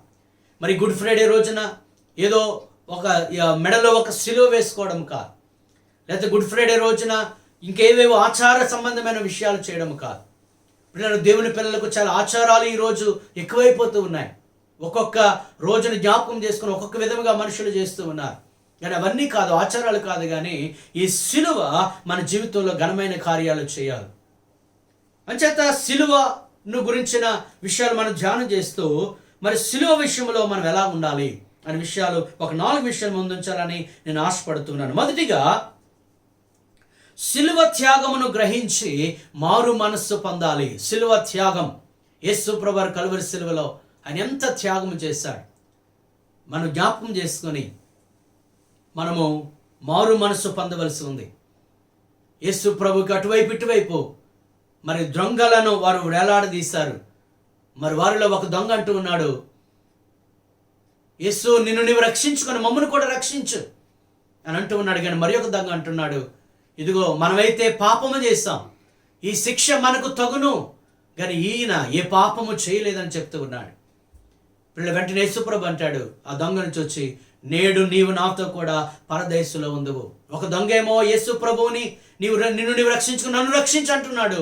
కానీ ఒక దొంగ ఏమో తన పాపాలు, ఇదిగో నేను పాపము చేసిన వాడును అని ఒప్పుకుంటున్నాడు. పిల్లారా, మరి సిలువను గురించి ధ్యానిస్తున్న నీవు నీ పాపాలు ఒప్పుకొని మారు మనసు పొందావా?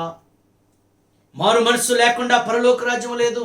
అందుకే యేసుక్రీస్తు 40 దినములు ఉపవాసం ఉండిన పిమ్మట తన పరిచర్య ఆరంభంలోనే చెప్పాడు, పరలోక రాజ్యం సమీపించింది, మీరు మారు మనసు పొందండి. ప్రియులారా, ఈ వాక్య సందేశం వింటున్న నీవు ఒకరు మారు మనసు పొందకపోతే ఇదే మిక్కిలి అనుకూల సమయము. నేడే రక్షణ నీ జీవితాన్ని సమర్పించుకొని ఇంకా పాపములో జీవించక నీ కొరకు యేసుక్రీస్తు వారు కలువరి సిలువను త్యాగం చేశాడు కనుక నీవెంత ఘోర పాపమైనా ఆయన నిన్ను క్షమిస్తాడని ఎరిగి, ఒక నువ్వు అనుకోవచ్చు నేను భయంకరమైన పాపాలు చేస్తాను, నన్ను కూడా ప్రభు క్షమిస్తాడని అనుకోవచ్చు. నిజమో ప్రియ, దేవుడు నిన్ను క్షమించడానికి ఆయన పాత్రుడు. ఆయన క్షమించలేని పాపం ఏది లేదు. అంచేత ఈరోజే నీవు మారు మనసు పొంది నీ జీవితాన్ని సమర్పించుకొని మరి పాపములో ఉంటే పరలోక రాజ్యాన్ని వెళ్ళవు కనుక పాపం నుంచి విడుదల పొందు. ఆయన నీకు సమయం ఇస్తున్నాడు, వాయిదా వేయవద్దు. నీలో మార్పును తీసుకురావాలని యేసుక్రీస్తు వారు ప్రయత్నం చేస్తూ ఉన్నారు. అందుకే సిలువలో ఆయన మరణించాడు. మరి నీ మారు మనసు పొందావా? రక్షణ పొందావా? ప్రభుని హృదయంలో చేర్చుకున్నావా? మెల్ గిబ్సన్ అనే ఒక గొప్ప producer passion of the Christ అనే ఒక మూవీ అతను తీశాడు. అతను అంతకుముందు తన జీవితంలో చాలా సినిమాలు తీశాడు. కానీ ఒకానొక సందర్భంలో అతనికి చాలా కష్టం అనిపించింది. తన జీవితం మీద విరక్తి కలిగింది. కొన్ని పరిస్థితులు అతనిని చాలా నష్టపరిచాయి.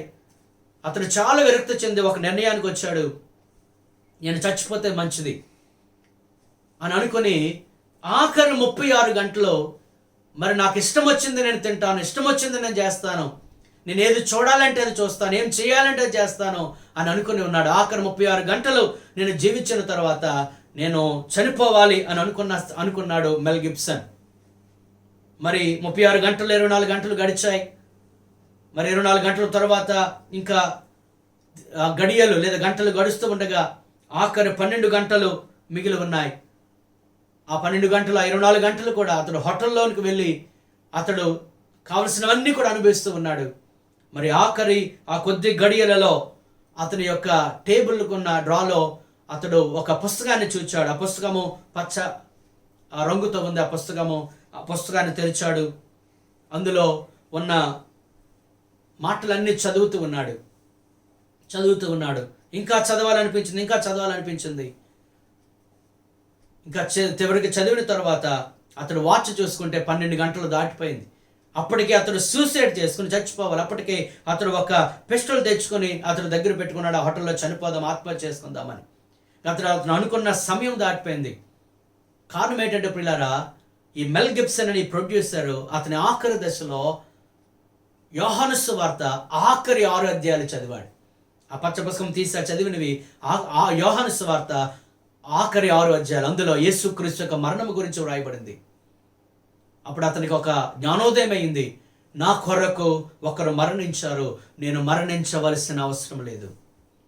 నా కొరకు, నా పాపముల కొరకు మరణించారు, నేను ఇక మరణించవలసిన అవసరం లేదని ఆ క్షణమే యేసును రక్షకునిగా ప్రభువుగా అంగీకరించాడు. ప్రియ సహోదరి సహోదరుడా, ఒకవేళ నీవు చనిపోతే నీ పరలోక రాజ్యం వెళ్ళగలవా? నీ పాపములు క్షమించబడ్డాయా? అన్నాడు ఆ దొంగ తన పాపాలు ఒప్పుకొని పరలోక రాజ్య ప్రాప్తి పొందుకున్నాడు. మరి నీ పాపాలు ఒప్పుకొని యేసును రక్షకునిగా స్వీకరించి ఆయన నా పాపముల కొరకు మరణించాడని నీవు నిర్ణయించుకోకపోతే నీవు కూడా నరకానికి వెళ్ళే ప్రమాదం ఉంది. కనుక నీ పాపములను క్షమించాడని, ఆయన పాపముల కొరకు మరణించాడని నీవు గమనించి ఇప్పుడే మారు మనసు పొందవలసిందిగా ప్రభు పేట తెలియజేస్తూ ఉన్నాను. ఒకటి, సిలువ త్యాగమును గ్రహించి మారు మనసు పొందాలి, రక్షణ పొందాలి. రెండవది గమనించినట్లయితే సిలువ వేసుకోవాలి. ఈ గుడ్ ఫ్రైడే దినమున మరి చాలా వార్తలు మనం వింటూ ఉంటాం. కొంతమంది ఆ యొక్క సిలువను మోస్తూ, కొంతమంది వెనకాల కొడుతూ, వారు యేసు ప్రభు సిలువ వేయబడ్డాడు కనుక నేను కూడా నా శరీరంతో పాపాలు చేశాను కనుక నా శరీరాన్ని నేను సిలువేసుకుంటానని సిలువేసుకుంటారు. అటువంటి సిలువ వేసుకోవడం కాదు పిల్లలు. మనం గలతీయులకు రాసిన పత్రిక 2వ అధ్యాయం 20వ వచనంలో మనం గమనించినట్లయితే ఈ విధంగా వ్రాయబడింది. మనం చూద్దాం.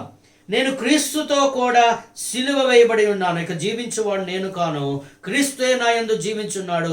నేను ఇప్పుడు శరీరమందు జీవించుచున్న జీవితము నన్ను ప్రేమించి నా కొరకు తన్నుతో అప్పగించుకొనిన దేవుని కుమారుని యందలి విశ్వాసం వలన జీవించుచున్నాను. పిల్లలు, ఇక్కడ అపోస్తలుడైన పౌలు ఏమంటున్నాడంటే, నేను క్రీస్తుతో కూడా సిలువ వేయబడి ఉన్నాను. పిల్లరా, ఈ గుడ్ ఫ్రైడే సందర్భంగా, ఏది శ్రమదినాల సందర్భంగా మనం సిలువను మెడలో వేసుకోవడం కాదు, సిలువను ధరించుకోవడం కాదు, సిలువను ఏదో పచ్చబట్లు పొడిపించుకోవడం కాదు, లేదా సిలువ బొమ్మ మన గృహాల్లో పెట్టుకోవడం కాదు పిల్లరా. అది ఒక ఆకారముగా, అది ఒక ఇమేజ్గా మనము భావించి పూజించడం కాదు. కానీ నీవు సిలువ వేసుకోవాలనగా నీ యొక్క జీవితంలో నేను అనేది ఒకటి ఉంది. అహం, నేను కాబట్టి నేనే అనే ఒక గర్వము ఉంది. ఆ నేను అనేది సిలువ వేయబడాలి. ఈరోజు అనేక కుటుంబములలో కానీ అనేక మంది జీవితాల్లో ఉన్న సమస్య ఏంటంటే నేను అనే అతిశయం. పిల్లలు గమనించాలి, ఎప్పుడైతే నేను అనే మాట మనం అధికంగా ఉపయోగిస్తామో మన గర్వం, మన యొక్క నాశనము ముందుందని గమనించాలి. అపోస్తలుడైన పౌలు అతడు చాలా పాండిత్యము కలిగిన వాడు, అతడు చాలా దేవుని కొరకు ఘనమైన కార్యములు చేసిన వాడు, ధర్మశాస్త్రం బాగా తెలుసు. అయినప్పటికీ అతడు గర్వించుకుని అంటాడు, నేను సిలువ వేయబడి ఉన్నాను, నేను సిలువ వేయబడి ఉన్నాను. ఐ మస్ట్ డై, అనగా నీలో ఉన్న అహమును నీవు సిలువ వేయాలి. రెండవది గమనించినట్లయితే గలతీయులకు రాసిన పత్రిక 5వ అధ్యాయము 24వ వచనం మనం చూసినట్లయితే ఈ విధంగా రాయబడింది, క్రీస్తు సంబంధులు శరీరమును దాని ఇచ్చలతోనూ దురాశలతోనూ సిలువేస్తున్నారు. రెండవదిగా నీ శరీరమును సిలువేయాలి. అనగా శరీరం అనగా దేహం కాదండి, శరీరం అనగా శరీర క్రియలను నీవు సిలువేయాలి. అదే పత్రికలో మనం అదే అధ్యాయంలో మనం చూసినట్లయితే 5వ అధ్యాయము 19 నుంచి 21వ వచనం వరకు చూస్తే అక్కడ శరీర కార్యాలు, శరీర క్రియలు ఉన్నాయి. ఏంటనగా శరీర కార్యం స్పష్టమైన అవేమనగా జారత్వము, అపవిత్రత, కాముకత్వము, విగ్రహారాధన, అభిచారము, ద్వేషములు, కలహము, మత్సరములు, క్రోధములు, కక్షలు, భేదములు, విమతములు, అసూయలు, మత్తతులు, అల్లరితో కూడిన ఆటపాటలు, ఇవన్నీ కూడా వీటిని చేయవారు దేవుని రాజ్యమును స్వతంత్రించుకోలేరన్న మాట అక్కడ మనం చదువుతున్నాం. అనగా నీ శరీరము క్రియలను, శరీర ఇచ్చలను, శరీర సంబంధమైన కోరికలు నువ్వు సిలువ వేయాలి. శరీర క్రియలు నశించకపోతే నీవు ఆత్మ సంబంధిగా జీవించలేవు. అందుకంటే శరీరానుసారులు శరీర సంబంధమైన విషయాల మీద మనసు ఉంచుతారు, ఆత్మానుసారులు ఆత్మ సంబంధమైన విషయాల మీద మనసు ఉంచుతారు. నువ్వు రక్షణ పొందిన వ్యక్తివైనప్పటికీ ఇంకా నువ్వు శరీరం గురించి ఆలోచిస్తూ, ఈ లోక సంబంధమైన జీవితం గురించి ఆలోచిస్తూ నీవు జీవించినట్లయితే నీవు నిజముగా ఈ సిలువ విలువను గమనించలేదని గ్రహించాలి. అంచేత నీ శరీరాన్ని సిలువ వేయాలి. మూడవదిగా గమనించినట్లయితే 6వ అధ్యాయం 14వ వచనంలో గలతీయులకు రాసిన పత్రికలో అంటాడు, నాకు లోకమునకు నేనును సిలువ వేయబడి ఉన్నాము. సిలువ వేయాలి. దేన్ని సిలువేయాలనగా లోకమునకు నీవు లోకమునకు సిలువేయాలి. లోకముతో ఇక పొత్తు ఉండకూడదు. యోహాను రాసిన మొదటి పత్రిక 2వ అధ్యాయంలో అంటాడు, లోకమును దాని ఆశలు గతించిపోవును గాని దేవుని చిత్తము చేయవాడు నిరంతరము నిలుచును. లోకమునైనను లోకములో ఉన్న వాటినైనను మీరు ప్రేమించవద్దు. ఒకవేళ మీరు లోకాన్ని ప్రేమిస్తే దేవుని ప్రేమ మీలో ఉండదు. లోకంలో ఉన్నదంతయో శరీరాశ, నేత్రాశ, జీవపు డంబం. ఈరోజు మనుషుల లోకాన్ని అధికంగా ప్రేమిస్తూ ఉన్నారు. తమ శరీరం వృద్ధి చేస్తున్న కొరకు, తన శరీర కోరికలు తీర్చుకున్నట్టు కొరకు, తన శరీరాన్ని సంతృప్తి పరుచుకున్నట్టు కొరకు లోకముతో పొత్తు కలిగి లోకంతో స్నేహం చేస్తూ వారు లోకంలో కొట్టుకుపోతూ ఉన్నారు. బైబిల్ చెప్తుంది, లోక స్నేహము దేవునికి వైరము అనే సంగతి మీరు గ్రహించాలి. ప్రభు నమ్మిన తర్వాత కూడా ఇంకా లోకములో జీవిస్తూ ఉంటూ, పాపములో జీవిస్తూ ఉంటే ఈ రోజే నీకు లోకమునకు సిలువ వేయాలి. యేసు ప్రభు నమ్మి ఎన్ని సంవత్సరాలైనా ఇంకా లోకము గురించి ఆలోచిస్తున్నావా? ఇంకా లోక సంబంధ విషయాల గురించి ఆలోచిస్తూ ఉన్నావా? ఇంకా శరీర సంబంధ విషయాల గురించి ఆలోచిస్తూ ఉన్నావా? ఎందుకంటే మీరు పైన ఉన్న వాటినే వెతకండి కానీ భూ సంబంధమైన వాటిని మీరు వెతకవద్దు. అన్ని జనులైతే ఏం తినాలి, ఏం త్రాగాలి, ఏం ధరించుకోవాలని విచారిస్తారు, కానీ మీరైతే ఆయన రాజ్యాన్ని, ఆయన నీతిని వెతకాలి. ప్రియ దేవుని బిడ్డ, మనం ఈ లోక సంబంధము కాదు, ఈ లోకానికి మనం యాత్రికులుగా వచ్చాం.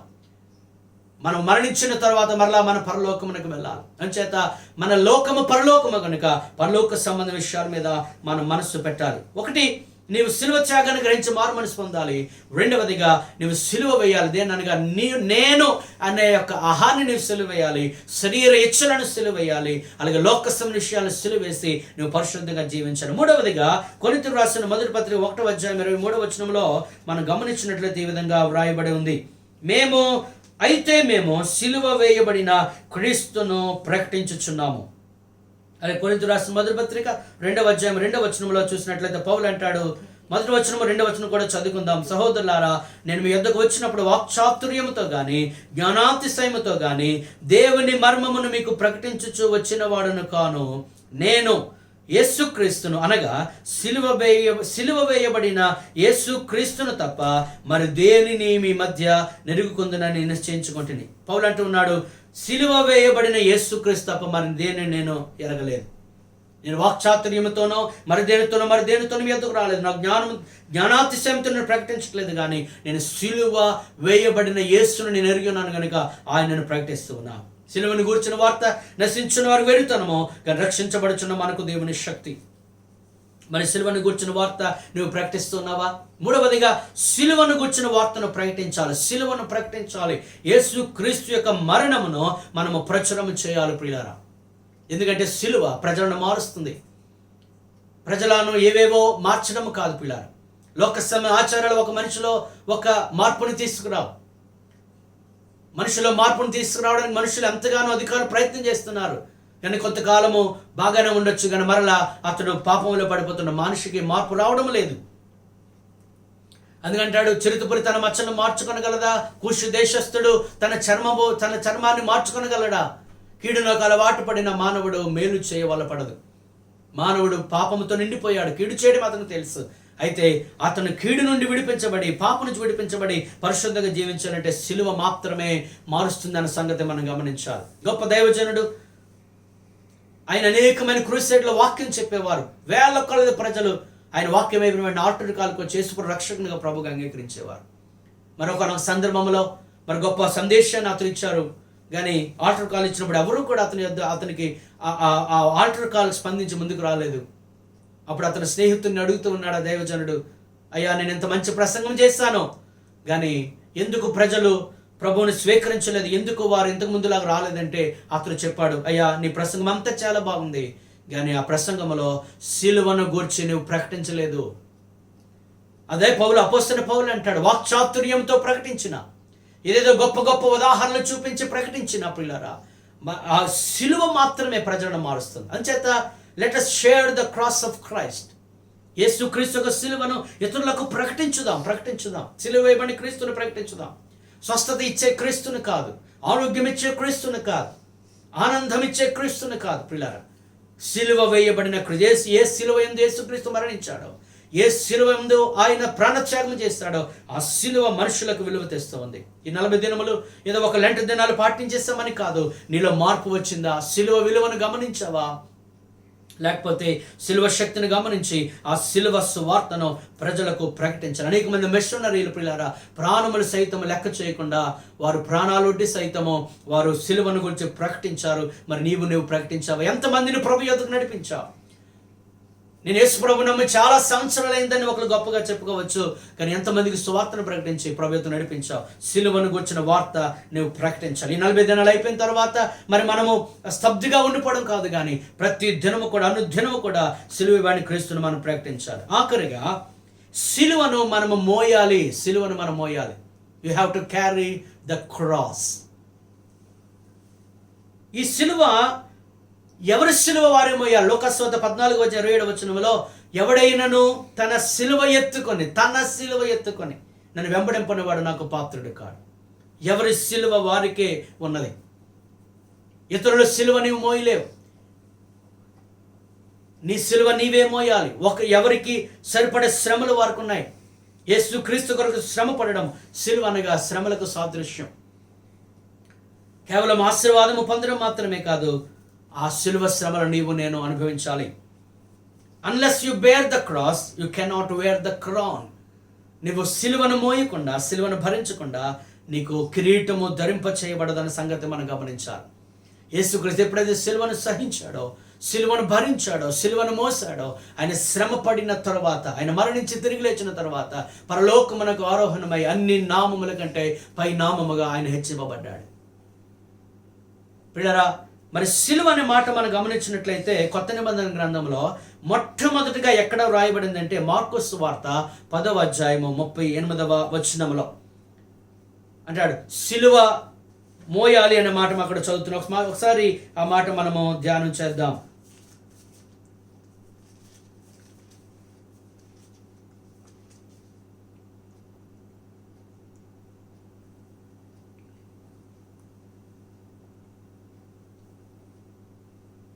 మత్తయి సువార్త 10:38 మొట్టమొదటిగా వ్రాయబడింది. అంటాడు, తన సిలువను ఎత్తుకొని నన్ను వెంబడింపనివాడు నాకు పాత్రుడు కాడు. మొట్టమొదటిసారి ఇక్కడ వ్రాయబడింది. మరి చివరిసారిగా కొత్త నిబంధన గ్రంథంలో ఎక్కడ వ్రాయబడింది అంటే హెబ్రీ పత్రిక 12:2 ఈ సిలువను గురించి వ్రాయబడింది.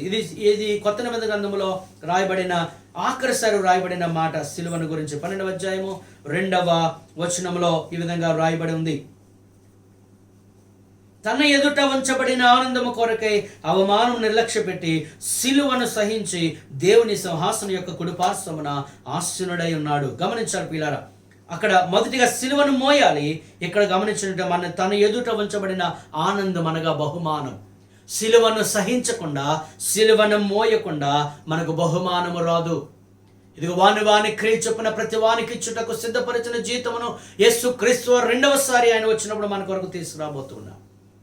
మరి యొక్క కిరీటం నువ్వు ధరించాలంటే మొదటిగా నీ సిలువను మోయాలి, ప్రభువు కొరకు శ్రమ పడాలి. ఈరోజు ప్రియులారా, ఎక్కడ చూసినా ఆశీర్వాదముల గురించిన అనేకమైన బోధలు వింటూ ఉన్నాం. నిజమే, ఆశీర్వాదాలు మనకు అవసరము. నేను ఆశీర్వాదములు మాత్రమే కాదు, ప్రభువు కొరకు మనం శ్రమ పడాలి. అందుకే అపోస్తలుల గారు 14:22 అక్కడ సంఘాన్ని పౌలు హెచ్చరిస్తూ అంటూ ఉన్నాడు, ఇదిగో మీరు అనేకమైన శ్రమలు అనుభవించి దేవుని రాజ్యంలో నీవు చేరాలి. దేవుని రాజ్యంలో చేరాలంటే ఆశీర్వాదాలు ఒకటి క్వాలిఫికేషన్ కాదండి. దేవుని రాజ్యంలో చేరాలి అనగా ప్రభువు కొరకు నీవు శ్రమ పడాలి. ఫిలిప్పీ పత్రిక 1:30 అంటున్నాడు, క్రీస్తునందు విశ్వాసం ఉంచుట మాత్రమే గాక ఆయన పక్షమున శ్రమ పడుట ఆయన పక్షమున మీకు అనుగ్రహించబడినది. క్రీస్తునందు విశ్వాసం ఉంచుట మాత్రమే గాక, విశ్వాసం ద్వారా గొప్ప గొప్ప కార్యాలు అనుభవించడం మాత్రమే గాక ఆయన పక్షముగా శ్రమ పడాలి. ఇదిగో నా పక్షంగా ఉండని వాడు నాకు విరోధి అని అంటున్నాడు. పిల్లరా, మరి ప్రభు కొరకు నువ్వు శ్రమ పడుతున్నావా? దేవుడు ఎన్నో కార్యాలు చేసినా ఇంకా ఆ కార్యం చేయలేదు, ఈ కార్యం చేయలేదు అని ప్రభు మీద సనుగుతూ ఉన్నావు. కానీ ప్రభు కొరకు ఏమైనా శ్రమ పడ్డావా? ఇదిగో నా యేసయ్య కొరకు నేను శ్రమ పడ్డానండి, నేను సువార్తను ప్రకటిస్తూ ఉండగా శ్రమ నేను పడ్డాను, ప్రభు యొక్క సంఘ వ్యాప్తి కొరకు శ్రమ పడ్డాను, సువార్త వ్యాప్తి కొరకు శ్రమ పడ్డాను అని నువ్వు సాక్ష్యం చెప్పగలవా? ఇదిగో దేవుడు నన్ను దీవించాడు, ఆశీర్వదించాడు, అది ఇచ్చాడు, ఇది ఇచ్చాడు అని చెప్తున్నావు. కానీ ప్రభు కొరకు నేను శ్రమ పడ్డానని చెప్పగలిగితే నిన్ను బట్టి దేవుడు సంతోషిస్తాడు. అంచేత పిల్లారా, ఆయన నిమిత్తము అంటాడు ప్రభు, నా నిమిత్తం జనులు మేము నిందించి హింసించి మీ మీద అబద్ధముగా చెడ్డ మాటలు పలుకున్నప్పుడు మీరు ధన్యులు అంటూ ఉన్నాడు. ఇదిగో లోకము నన్ను ద్వేషించింది కనుక మిమ్మల్ని కూడా ద్వేషిస్తున్నాను ప్రభు చెప్తూ ఉన్నాడు. ఇదిగో నా నిమిత్తము తండ్రిని తల్లిను అన్నదమ్ములైన అక్కచెల్లెలను విడువనవాడు నాకు పాత్రుడు కాడని ప్రభు చెప్తున్నాడు. ఇదిగో క్రీస్తునందు సద్భక్తితో బ్రతుకును ఉద్దేశించేవారు హింస పొందుదురన్న మాట మనం బైబిల్ గాని చదువుతున్నాం. ఒకవేళ క్రైస్తవుడైనందుకు నీవు బాధ ఒకరు అనిపిస్తే దానికి సిగ్గుపడవలసిన అవసరం లేదు అని దేవుని యొక్క వాక్యం చెప్తుంది. ప్రియ సహోదరి సహోదరుడా, నీ విశ్వాసమునకు పరీక్ష కలిగినప్పుడు ప్రభు కొరకు నిలబడాలి. సిలువ శ్రమను నీవు అనుభవించాలి.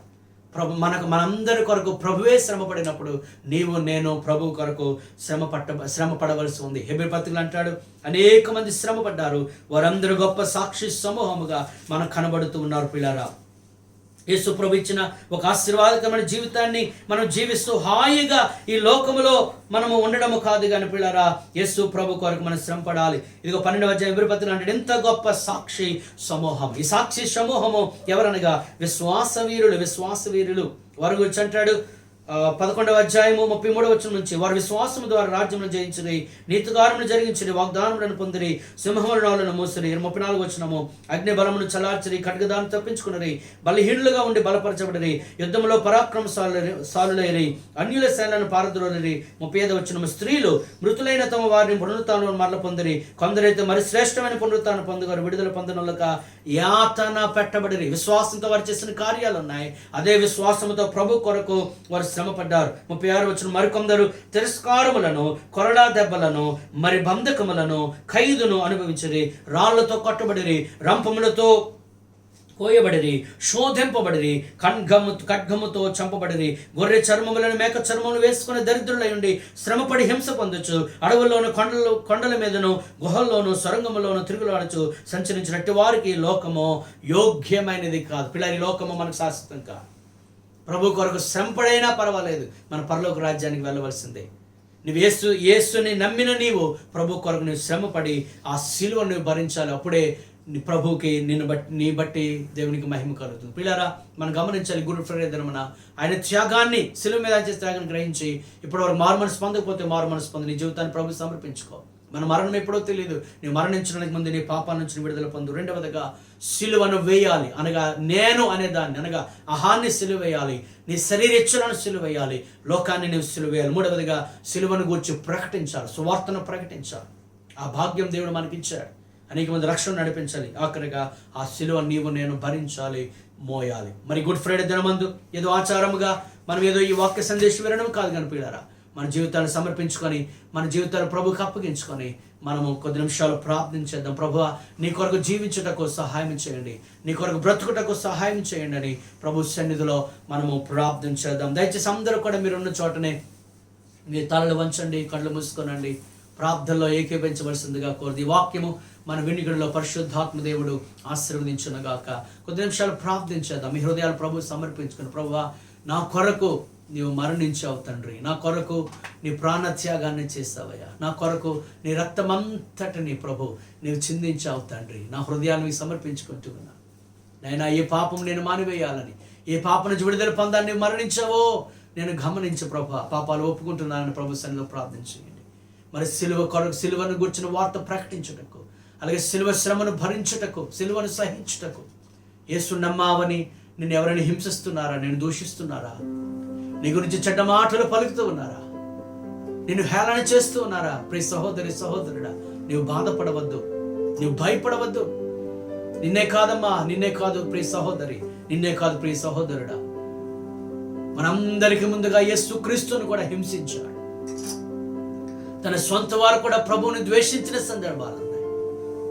కానీ ప్రభు కొరకు శ్రమ పడడానికి ఇష్టపడితే నీ కొరకు ప్రభు కిరీటాన్ని ఆయన దాచిపెట్టి ఉంచాడు.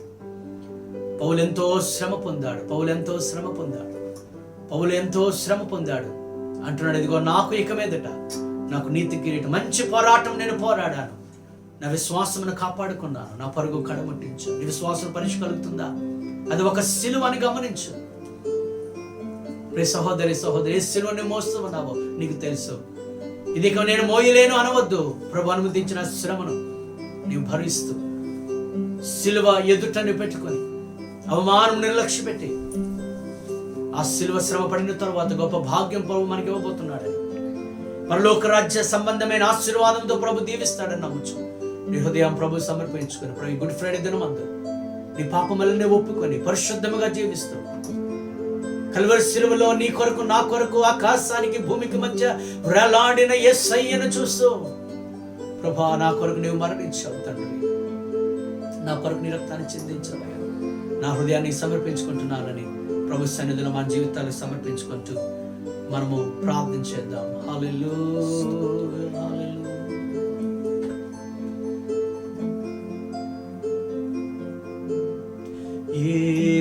ఏమివ్వగలను నీ ఎనలేని ప్రేమకై, విరిగి నలిగిన హృదయమే నేనర్పింతును.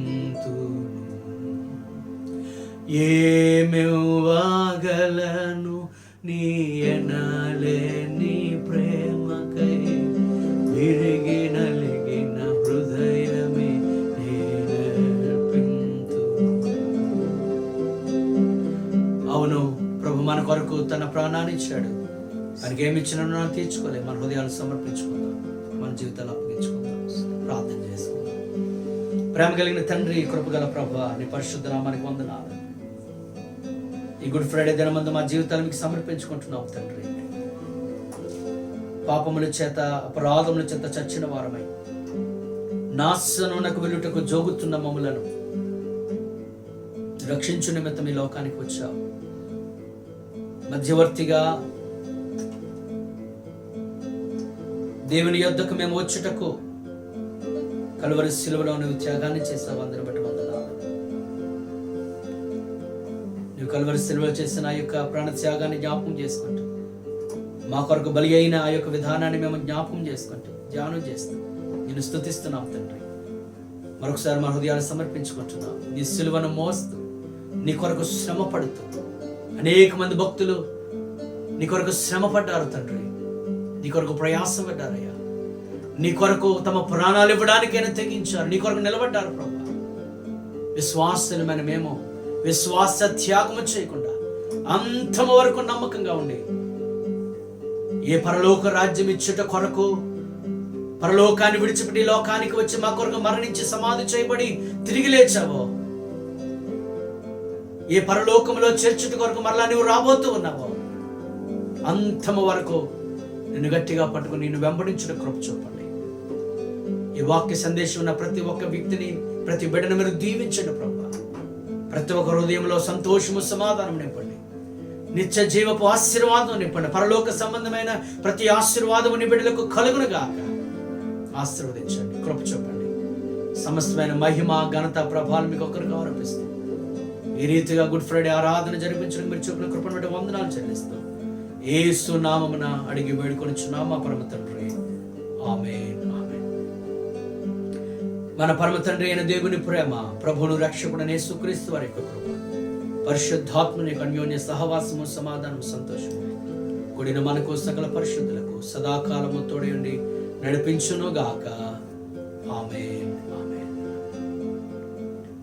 ప్రియులారా, ఈ వాక్య సందేశము మీకు దీవెనకరంగా ఉందని నమ్ముచు ఉన్నాను. మరి తదుపరి వాక్య సందేశములు విని నిమిత్తము మరి ఈ యూట్యూబ్ ఛానల్ మీరు సబ్స్క్రైబ్ చేసుకోవడం మీరు మర్చిపోవద్దు. ఒకవేళ మీరు సబ్స్క్రైబ్ చేసుకున్నట్లయితే మరి అప్డేటెడ్ వాక్య సందేశాలు మీకు వస్తాయి. అవి మీరు ఆలకించి దైవజనులు పొందవలసిందిగా కోరుతూ ఉన్నాను.